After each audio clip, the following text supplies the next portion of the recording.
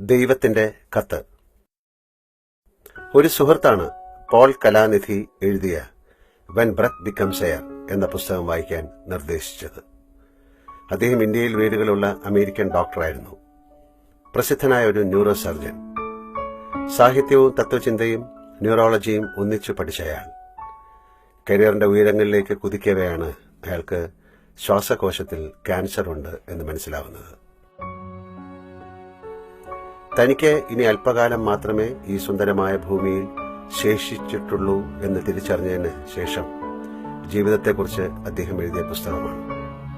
എങ്ങനെ ഒരുവന്റെ ജന്മം ശ്രേഷ്ഠമായി ജീവിച്ചു തീർക്കാം എന്നതിനെക്കുറിച്ച് ചിന്തിക്കാവുന്ന ഒരുപാട് കാര്യങ്ങൾ അദ്ദേഹം പറഞ്ഞിട്ടുണ്ട്. മനം കടഞ്ഞു മാത്രം വായിച്ചു തീർക്കാൻ സാധിക്കുന്നത്.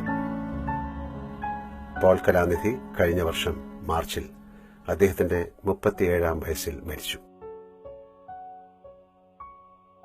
ആ പുസ്തകം വായിച്ചപ്പോഴാണ് ജീവിതത്തിലെ സമയത്തെക്കുറിച്ച് ഞാൻ ബോധവാനായത്. എത്ര കുറച്ച് സമയം മാത്രമേ നമുക്ക് ദൈവം ഇവിടെ തന്നിട്ടുള്ളൂ. അതാലോചിക്കുമ്പോൾ സങ്കടം വരും. സാധാരണ ഇത്തരം സന്ദർഭങ്ങളിൽ ഞാൻ ചെയ്യാറുള്ളത് പോലെ ഇത്തവണയും ദൈവത്തിനൊരു കത്തെഴുതി. പതിവ് പോലെ കൃത്യമായ മറുപടി വന്നു. അദ്ദേഹം എഴുതിയ മറുപടി ഞാനിവിടെ പകർത്തുന്നു. ലാലു, നിന്റെ കത്ത് കിട്ടി. എനിക്ക് നിങ്ങളുടെ പോലെ തിരക്കൊന്നുമില്ലാത്തതുകൊണ്ട് കൃത്യമായി മറുപടി എഴുതാമെന്ന് കരുതി. മരണം മുന്നിലെത്തിയ ഒരാൾ എഴുതിയ പുസ്തകം വായിച്ച് തകർന്നപ്പോഴാണ് ഇത്തവണ നിനക്ക് എഴുതാൻ തോന്നിയത്. അതിൽ തെറ്റില്ല. മരിക്കാറാവുമ്പോൾ അല്ലെങ്കിൽ മരണത്തെക്കുറിച്ച് ഓർമ്മ വരുമ്പോൾ മാത്രമേ നിങ്ങൾ മനുഷ്യർ മറ്റു മനുഷ്യരെക്കുറിച്ചും ദൈവത്തെക്കുറിച്ചും ആലോചിക്കാറുള്ളൂ. എനിക്കതിൽ പരാതിയില്ല. നിങ്ങളുടെ സ്വഭാവം എനിക്കല്ലേ ഏറ്റവും നന്നായി അറിയുക. നിങ്ങൾക്ക് ഭൂമിയിൽ ജീവിക്കാൻ ഞാൻ അനുവദിച്ച സമയത്തെക്കുറിച്ചാണ് ഇത്തവണ നിന്റെ ആകുലതയും പരാതിയും. അതിൽ കുറെയൊക്കെ ശരിയാണ്, അതിലുമധികം തെറ്റും. ശരാശരി 70-80 വയസ്സ് വെച്ചാണ് ഞാൻ മനുഷ്യരെ ഭൂമിയിലേക്ക് അയക്കാറുള്ളത്. ചിലർ നേരത്തെ മടങ്ങാറുണ്ട്. നേരത്തെ എന്നത് ആപേക്ഷികമാണ്. അതെന്തുകൊണ്ടാണ് എന്ന് ഞാൻ പിന്നെ പറയാം. എല്ലാ മനുഷ്യർക്കും ഞാൻ 24 മണിക്കൂർ മാത്രമേ ദിവസത്തിൽ നൽകിയിട്ടുള്ളൂ. ഒരു സെക്കൻഡ് ഒരാൾക്കും അധികം നൽകിയിട്ടില്ല. എന്നാൽ നിങ്ങൾ ഓരോരുത്തരും അത് ഉപയോഗിക്കുന്നത് ഏത് തരത്തിലൊക്കെയാണ്. ഏത് നിമിഷവും നിലയ്ക്കാവുന്ന ഒരു ഘടികാരമാണ്, അല്ലെങ്കിൽ അണയാവുന്ന തിരിനാളമാണ് താനെന്ന് വിചാരിച്ച് കർമ്മം ചെയ്യുന്ന എത്ര പേരുണ്ട് നിനക്ക് ചുറ്റും? ജനാധിപത്യപരമായി ഞാൻ അനുവദിച്ചു തന്ന സമയം നിങ്ങൾ എത്രമാത്രം നല്ല കാര്യങ്ങൾക്ക് ഉപയോഗിക്കുന്നുണ്ട്?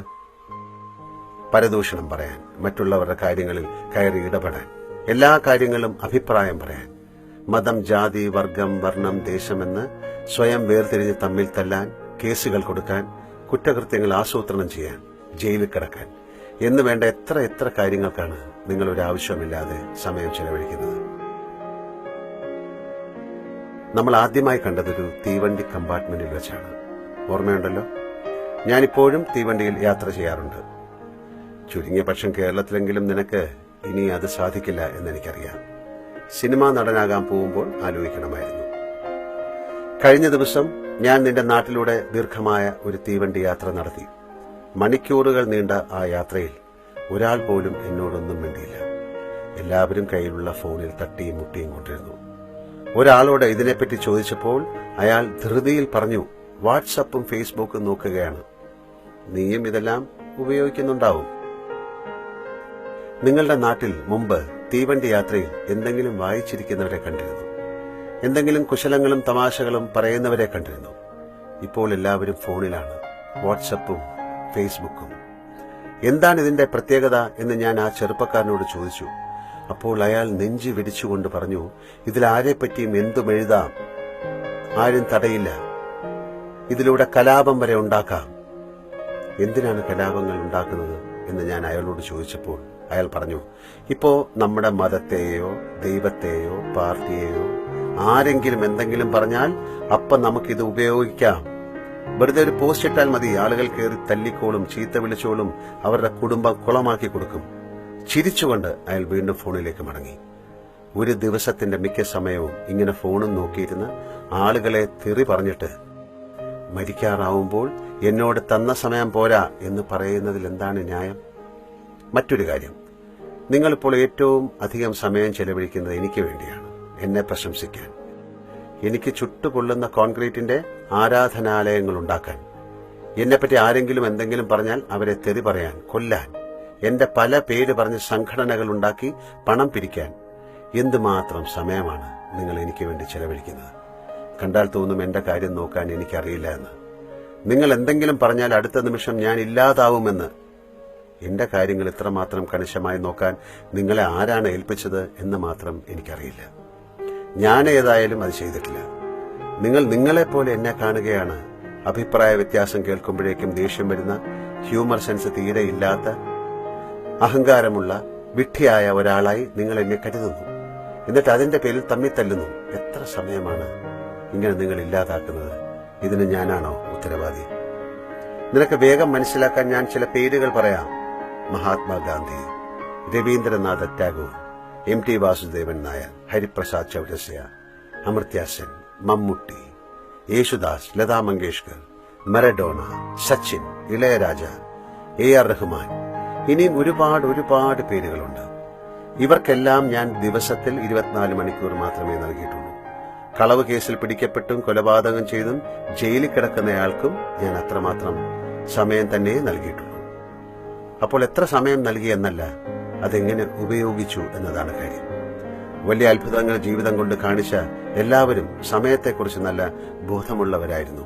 ഒരു തുള്ളി പോലും കളയാതെ അവർ അത് ഉപയോഗിച്ചു, അധ്വാനിച്ചു, നല്ല കാര്യങ്ങൾ ചെയ്തു, ഉയരങ്ങളിലേക്ക് പോയി. ആ ബോധമില്ലാത്തവർ, ഞാൻ നേരത്തെ പറഞ്ഞതുപോലെ, സമയത്തെ ഒഴുക്കിക്കളയുന്നു. എന്നിട്ട് അവസാനം പരാതി പറയുന്നു. ലാലു, ജീവിതം എന്നത് ഒരു മരച്ചുവട്ടിലെ മനോഹരമായ മയക്കം മാത്രമാണ്. അത് മനസ്സിലാക്കുക എന്നതാണ് ഏറ്റവും വലിയ കാര്യം. അപ്പോൾ നിങ്ങൾക്ക് അതിന്റെ വിലയും അമൂല്യതയും മനസ്സിലാവും. പിന്നെ ഒരു നിമിഷം പോലും അനാവശ്യമായി കളയില്ല. ചെയ്യുന്നതെന്തും സർഗാത്മകവും നന്മയുള്ളതുമാവും. അങ്ങനെ ആവുമ്പോൾ ഓരോ നിമിഷവും പൂർണ്ണമാവും. അത് മനസ്സിലാക്കി ജീവിക്കുക. ഒരാൾക്ക് മറ്റൊരാളെ ശാരീരികമായും മാനസികമായും ഉപദ്രവിക്കാൻ അവകാശമില്ല. എന്റെ കാര്യങ്ങളിൽ ആകുലരാവാതിരിക്കാൻ എല്ലാവരോടും പറയുക. പ്രപഞ്ചത്തിന്റെ മൊത്തം കാര്യം നോക്കുന്ന എനിക്ക് എന്റെ കാര്യം നോക്കാൻ അറിയില്ല എന്ന് പറഞ്ഞാൽ അല്പം ബുദ്ധിയുള്ളവർ നിങ്ങളെ പരിഹസിക്കും. അതുകൊണ്ട് എന്നെയും ദുഷ്ടചിന്തകളെയും വിട്ട് സ്വന്തം ജീവിതത്തെ നല്ലതാക്കാൻ ശ്രമിക്കുക. തുടർന്നും അദ്ദേഹം കുറെ കാര്യങ്ങൾ എഴുതി. അത് ഇനി ഒരു അവസരത്തിൽ പറയാം. കത്ത് അവസാനിക്കുന്ന വരികളിലെ വാക്കുകൾ എന്തോ വീണ് പടർന്നിരുന്നു. തീർച്ചയായും അദ്ദേഹത്തിന്റെ കണ്ണീറായിരിക്കണം. അദ്ദേഹം കരഞ്ഞത് എന്തുകൊണ്ടാണ് എന്നെനിക്കറിയില്ല. സങ്കടം കൊണ്ടാണോ അതോ ദേഷ്യം കൊണ്ടാണോ, അതും എനിക്കറിയില്ല. സ്നേഹപൂർവം, മോഹൻലാൽ.